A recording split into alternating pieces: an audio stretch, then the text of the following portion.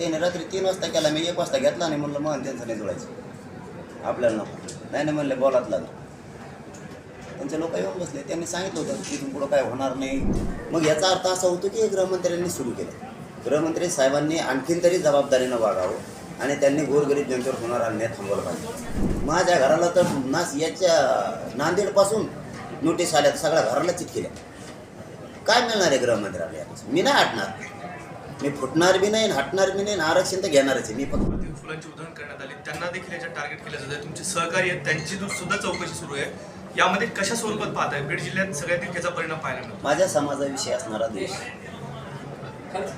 आता बाकीच्यांनी सुद्धा सावध होणं गरजेचं आहे. ओबीसी बांधव असतील, 12 बलुतेदार असतील, दलित बांधव असतील, मुस्लिम बांधव असतील, धनगर बांधव असतील, यांनी सावध होणं गरजेचं. एवढा मोठा मराठा समुदाय, एवढा कायदेशीर लढा सुरू असताना जर अन्याय होत असेल तर त्यांना सुद्धा होऊ शकतं. त्यांनी सावध होणं गरजेचं. कारण जसं ते आपण आपले म्हणून एक झालेत वरती, तसं आपण आपले म्हणून सुद्धा आपण एक होऊ. आपल्या जनतेसाठी न्याय देण्यासाठी लढणं गरजेचं आहे. कारण ही द्वेष इतका भयानक आहे मराठा समाजाविषयीचा.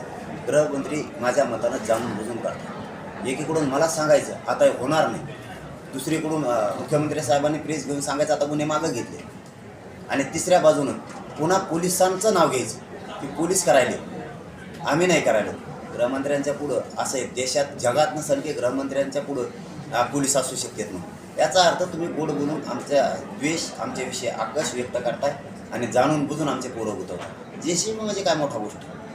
त्यांची JCB, त्यांचेच फुलं, त्यांचेच ते डिझेल टाकी, ते लोक, त्यांची मागणी, त्यांची लोक, रस्ता त्यांचा आळड तिथं, ते तुम्हाला काय नाही मुंबईत बसून तुम्हाला काय मागितलं?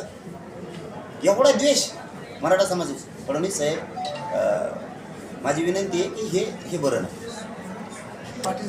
पोलीस जाणीवपूर्वक तुम्हाला अडचणीत आणण्याचा प्रयत्न करतायत. असं खूप वेळेस झालं हे जाणून बुजून मराठा समाजाचे कार्यक्रम होऊ द्यायचे नाहीत, म्हणजे आदर्श आचारसंहितेच्या अगोदर सुद्धा. परंतु न्यायदेवतेने आम्हाला वेळोवेळी न्याय दिला आहे. असं 5-6 वेळेस पाठीमागंही झालं, परंतु न्यायदेवतेनं खरंच न्याय दिला. ही भूमिका सरकारची पाहिजे, कारण पालकत्व ही सरकारनं स्वीकारले. घटना कायदा चालवण्याची जबाबदारी ही सरकारची. परंतु ज्या जनतेच्या जीवावर मोठे झाले त्या जनतेवरती अन्यायकारक काम करणं हे सरकार काम सुरू करायला लागतं. पण हे गृहमंत्र्यांनी हे थांबवलं पाहिजे, कारण ही गृहमंत्री साहेबांची जबाबदारी हे थांबवलं. कारण एखाद्या जनतेवरती जाणून बुजून जर अन्याय होणार असलं ते थांबवलं पाहिजे. कार्यक्रम आंदोलनं 4 महिन्यापूर्वी झाले, त्याचे गुन्हे आत्ता दाखल करायला, आत्ता 4-5 महिन्यापूर्वीचे कुठं JCB लावल्यात त्याचे गुन्हे आत्ता दाखल करायला लागले. जालना जिल्ह्यातल्या पोराचा काहीच संबंध नसून सुद्धा जालन्याचे पोलीस तिकडच्या लोकांना त्रास देते. मग याचा अर्थ असा होतो की गृहमंत्र्यांनी सुरू केलं. गृहमंत्री साहेबांनी आणखीन तरी जबाबदारीनं वागावं आणि त्यांनी गोरगरीब जनतेवर होणारा अन्याय थांबवला पाहिजे. माझ्या घराला तर नास याच्या नांदेडपासून नोटीस आल्या, सगळ्या घराला चिटकेल्या. काय मिळणार आहे गृहमंत्र्याला यापासून? मी नाही हटणार, मी फुटणार बी नाही, हटणार बी नाही, आरक्षण तर घेणारच आहे. मी फक्त आता आदर्श आचारसंहितेचं पालन करणार आहे, मी कायद्याला मानणार आहे, मी पालन करणार आहे. मी मात्र तुम्हाला सुख आता हे एवढं आचारसंहिता आदर्श संपुस्तरच पुन्हा सुख. आम्हाला कायद्यानं घटनेनं जे हत्यार दिलेलं आहे आंदोलन करण्याचं जनचळवळ की पुन्हा ताकदीनं उभा राहणार. मी हटणार नाही. तुम्हाला कोणत्या जेलला टाका, मी मराठ्यांना न्याय दिल्याशिवाय वाटू शकत नाही. लोकसेवेची समुद्रासारखा खेळ आहे तिथं कोणी ऐकून घेत नाही. वडवणीत काही दिवसापूर्वी तुमची सभा झाली होती. त्या सभेमध्ये तुम्ही जर देवेंद्र फडणवीस यांनी तुमच्या विरोधातले कट कारस्थान थांबवले नाही तर 48 पैकी एकही उमेदवार निवडून येऊ देणार नाही असं तुम्ही म्हटलं होतं. तर ती भूमिका तुमची कायम आहे का? ते म्हणले मी काय सगळे मागं घ्यायला लागलो. त्याच्यावर त्यांनी फोन करून सांगितलं ना, बोलले ना ते माझ्याशी, परत बोलायचं नव्हतं तरी फडणवीसांचा फोन झाला. त्यात काय मी काय आपल्या पोटात काव काय ठेवत नाही आपण. त्याने रात्री 3 वाजता केला, मी 1 वाजता घेतला नाही. म्हणलं मग त्यांचं नाही जुळायचं आपल्याला नको. नाही म्हणले बोलात लागलं.